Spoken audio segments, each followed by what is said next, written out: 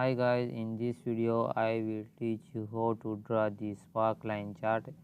Here we can see that I have some student and his number like maths, English, physics and his total number. So I have draw the Sparkline. If you have any number with respect to your data, so first we can go to select the cell where we can draw the Sparkline chart. Then go to insert. Here we can see that spark line. So the spark line, so select here line and select the range and then sample, click OK.